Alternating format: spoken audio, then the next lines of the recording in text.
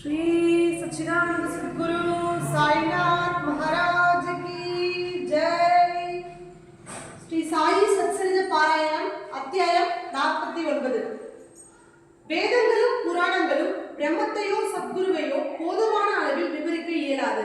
அவ்வாறெனில் ஏதும் அறியாதவர்களாகிய நாம் எங்கனம் நமது சத்குரு சாயி பாபாவை விவரிக்க இயலும்? இவ்விஷயத்தில் அமைதியாக இருப்பதே சிறந்தது என்று எண்ணுகிறோம். உண்மையில் மௌன விரதம் அனுஷ்டிப்பதே சத்குருவை புகழ்வதற்கு சிறப்பான வழியாகும். ஆனால் சாயி பாபாவினது நல்ல பண்புகள் மௌன விரதத்தை மறக்கச் செய்து நம்மை பேசுமாறு ஊக்குவிக்கின்றன. நண்பர்கள் உறவினர்கள் இவர்களும் நம்மோடு இருந்து உண்ணவில்லையாயின் நல்ல ருசியான உணவு கூட நமக்கு சுவையாக இருப்பதில்லை. ஆனால் அவர்கள் நம்முடன் சேர்ந்து உண்பார்களானால் அவைகள் இன்னும் அதிக சுவையை பெறுகின்றன. சாயி லீலைகள் என்ற ரூபத்தில் உள்ள அமிர்தமான சாயி லீலாமிர்தமும் இது போன்றதே. அமிர்தமான சாயி லீலாமிர்தமும் இது போன்றதே. அமிர்தத்தை நாம் மட்டுமே தனியாக உண்ண முடியாது. நண்பர்களும் சகோதரர்களும் நம்முடன் சேர வேண்டும். எவ்வளவு அதிகமோ அவ்வளவு நலம். இக்கதைகளுக்கு தெய்வீக உணர்ச்சி ஊட்டுவதும் தம் விருப்பப்படியே அவைகளை எழுதுமாறு செய்வது சாயி பாபா அவர்களே ஆகும். பரிபூரண சரணாகதி அடைவதும் தியானிப்பதும் மட்டுமே நமது கடமை. க்ஷேத்ராடனம், பிரதிஜை, தியாகம், தர்மம் இவை எல்லாவற்றையும் விட தவமிருத்தல் நல்லது. தவமிருத்தலை காட்டிலும் ஹரியை தொழுவது நலம். இவை எல்லாவற்றையும் விட சத்குருவை தியானிப்பது மிகச் சிறந்தது.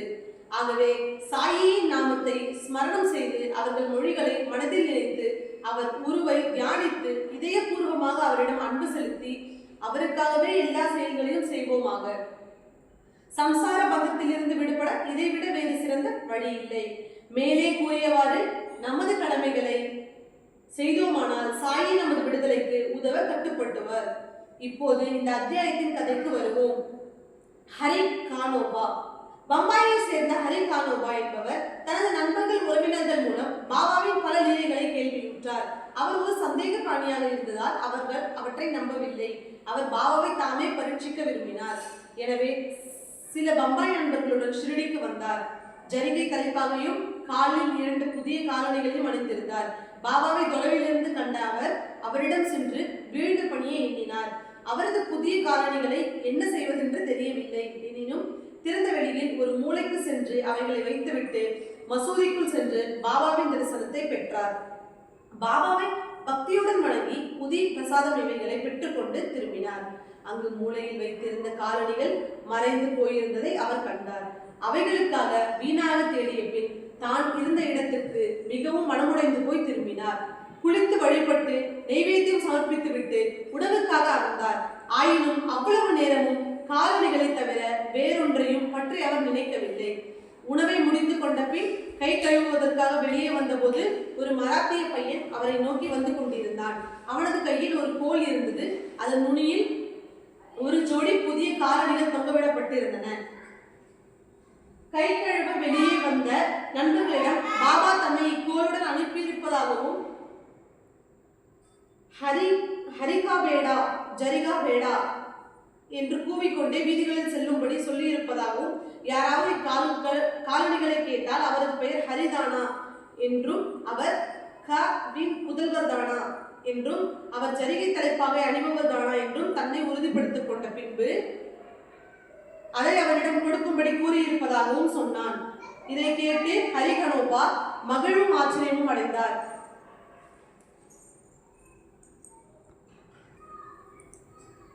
பின்பு அதை அவரிடம் கொடுக்கும்படியாகவும் சொன்னான். இதை கேட்டு ஹரி கானோபா மிகவும் ஆச்சரியமும் அடைந்தார். அவர் பையனிடம் சென்று காலணிகள் தம்முடையவே என்றார். தனது பெயர் ஹரி என்றும் தாம் காவின் புதல்வன் என்றும் கூறி ஜலிகை தலைப்பாகையையும் காண்பித்தார். பையன் திருப்தி அடைந்து அவர்கள் காலணிகளை திருப்பி கொடுத்து விட்டான். தனது ஜரிகை தலைப்பாகை வெளியில் அனைவருக்கும் தெரியுமாறு இருந்தது. எனவே பாபாவும் அதை கண்டு இருக்கலாம். ஆனால் தன் பெயர் ஹரி என்பதும் கானோபாவின் மகன் என்றும் தான் முதல் முறையாக இப்போதுதான் ஷிரடிக்கு வந்திருப்பதால் பாபா எங்கனும் அறிந்திருக்க கூடும் என மனதில் நினைத்து வியந்தார். வேறு எவ்வித குறிக்கோளும் இன்றி பாபாவை சோதிக்கும் ஒரே நோக்கத்துடன் மட்டுமே அவர் ஷிரடிக்கு வந்தார். இந்நிகழ்ச்சியால் பாபா ஒரு மிக பெரும் சத்புருஷர் என்று அவர்கள் அறிந்து கொண்டனர். அவர் விரும்பியதை அறிந்து கொண்டு திருப்தியுடன் வீடு திரும்பினார். அடுத்த கதை சோம்தேவ் சுவாமி. பாபாவை சோதிக்க வந்த மற்றொரு மனிதர்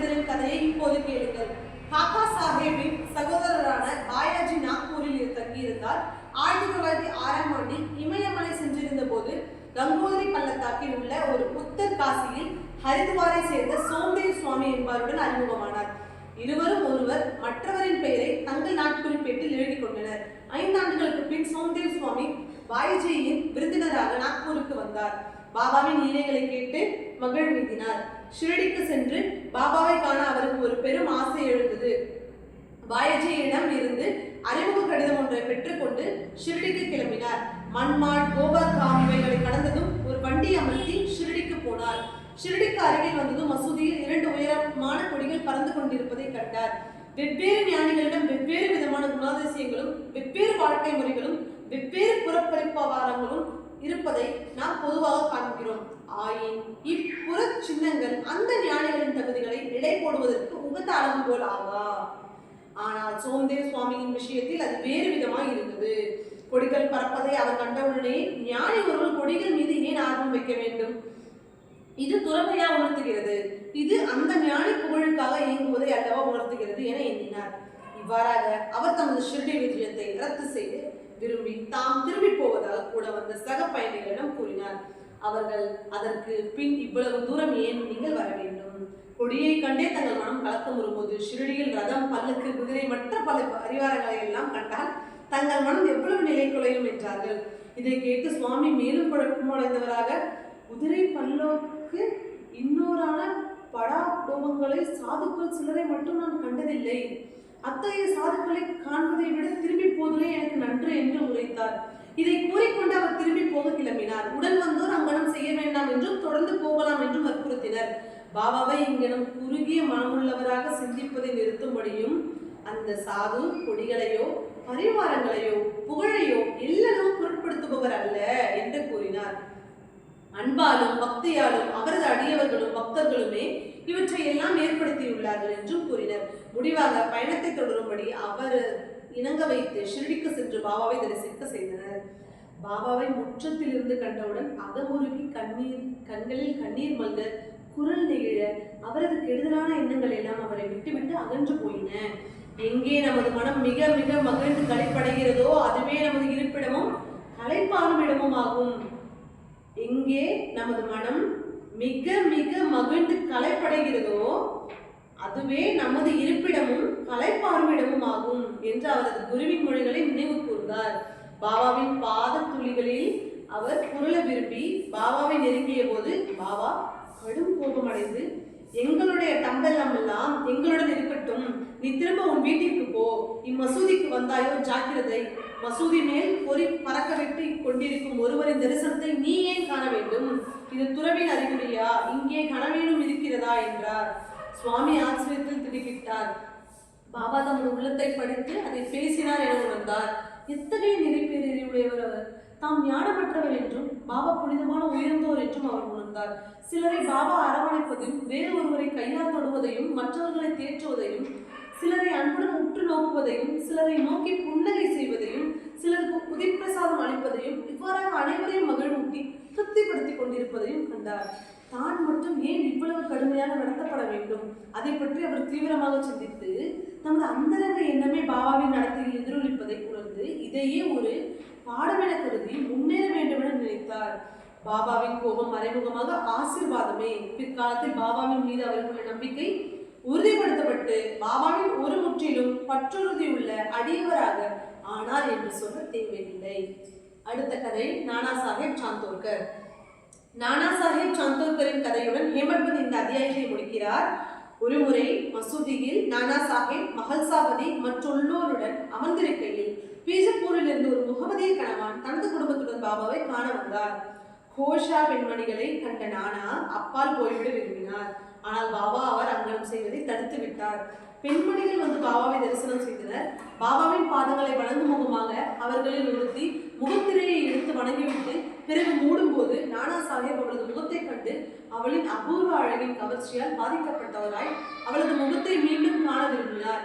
அப்பெண்மணி அந்த இடத்தை விட்டு அகன்றதும் நானாவின் மனக்குழப்பத்தை அறிந்து கொண்டு பாபா அவரை நோக்கி, நானா, நீ ஏன் வீணாக கலங்குகிறாய்? புலன்கள் அவைகளுக்கு இடப்பட்ட பணியை அல்லது கடமையை செய்யட்டும். நாம் அனைவரும் அவைகளின் வேலையை குறுக்கிட வேண்டாம். கடவுள் இவ்வழகிய உலகத்தை படைத்துள்ளார். அதன் அழகை பாராட்ட வேண்டியது நமது கடமையாகும். மனம் மெதுவாக படிப்படியாக அமைதியுறும். முன்கதவு திறந்திருக்கும் போது பின்வழியாக ஏன் செல்ல வேண்டும்? உள்ளம் தூய்மையாக இருக்கும் இடத்து எவ்வகையிலும் எவ்வித கஷ்டமும் இல்லை, நம்மிடத்தை எவ்வித கெட்ட எண்ணமும் இல்லை என்றால் ஏன் ஒருவர் மற்றொருவருக்கு பயப்பட வேண்டும்? கண்கள் தம் வேலையை செய்யலாம், நீ ஏன் வெட்கப்பட தடுமாறுகிறாய் என்றார். ஷாமாவிடத்தில் இருந்தார். பாபா கூறியதன் பொருளை அவர் உணர இயலவில்லை. எனவே வீடு திரும்பும் வழியில் இதை நானாவிடம் கேட்டார். நானா அழகிய பெண்மணியை கண்டதும் தாம் மனக்கலக்கம் அடைந்ததையும் பாபா அதை எங்கனும் அறிந்து அதை பற்றி அறிவுரை கூறினார் என்பதையும் கூறினார். பாபாவின் பொருளை நானா இவ்வாறாக விளக்கினார். அதாவது நமது மனம் இயற்கையாகவே சலனம் உள்ளது, அதை தான் தோன்றித்தனமாக போக அனுமதிக்க கூடாது. அதாவது மனம் இயற்கையாகவே சலனம் உள்ளது, அதை தான் தோன்றித்தனமாக போக அனுமதிக்க கூடாது. உணர்வுகள் குழப்பமுறலாம், ஆயினும் உடம்பு கட்டுப்பாட்டுக்குள் வைக்கப்பட வேண்டும். உணர்வுகள் குழப்பமுறலாம், ஆயினும் உடம்பு கட்டுப்பாட்டுக்குள் வைக்கப்பட வேண்டும். பொறுமையை இழக்க அனுமதிக்க கூடாது. விஷயங்களின் பின்னால் உணர்வுகள் தம் குறிக்கோளை நோக்கி ஓடுகின்றன. ஆனால் அவைகளை நாம் தொடர்ந்து சென்று அவைகளின் குறிக்கோளுக்கு இயங்கக்கூடாது. மெதுவான படிப்படியான பயிற்சியால் சலனங்களை வெற்றி காண இயலும். உணர்ச்சிகளால் நாம் இயக்கப்படக்கூடாது. ஆயினும் அவைகளை முழுவதுமாக கட்டுப்படுத்த இயலாது. தக்க முறையிலும் ஒழுங்காக சந்தர்ப்பத்துக்கு தேவையானபடியும் அவைகளை கட்டுப்படுத்த வேண்டும். அழகு என்பது பார்க்கப்பட வேண்டிய ஒன்றே. பொருட்களின் அழகை நாம் பயமின்றி காண வேண்டும். வெட்கத்துக்கோ பயத்துக்கோ அதில் இடமில்லை. கெட்ட எண்ணங்களை மட்டும் நம் மனதில் அனுமதிக்க கூடாது. பற்றில்லாத மனதுடனே கடவுளின் அழகான படைப்புகளை கவனிக்க வேண்டும். இவ்வாறாக உணர்வுகள் எளிதாகவும் இயற்கையாகவும் கட்டுக்குள் கொணரப்பட்டு விடட்டும். பொருட்களை அனுபவிப்பதில் கூட நீங்கள் இறைவனை ஞாபகப்படுத்தப்படுவீர்கள். வெளி உணர்வுகளை கட்டுக்குள் வைத்து மனம் லட்சியத்தை ஓடி தொடர அனுமதிக்கப்பட்டு அவைகள் பால் பற்று கொண்டிருப்பின் ஜனன மரண சூழல் முடிவுறாது. புலன் உணர்வுகளின் விஷயங்கள் தீமையானது. விவேகம் என்னும் சாரதியை கொண்டு நாம் மனதை கட்டுப்படுத்தி உணர்வுகளை தாறுமாறாக அலைய விடாமல் இருப்போம். அத்தகையதொரு சாரதியுடன் நம் முடிவான இருப்பிடமும் நமது உண்மையான வீடுமாகிய எங்கு சென்றால் மறுபிறவி இல்லையோ அந்த திருமாலின் திருவடிகளை எழுதுவோம் என்றார். அத்தியாயம் 49 இங்கு முடிவடைகிறது. ஸ்ரீ சாயை பணிகள் அனைவருக்கும் சாந்தி நிலவட்டும். ஸ்ரீ சச்சிதானந்த பிரபுவாகிய ஸ்ரீ சாய்நாத் மகாராஜுக்கு ஜெய்.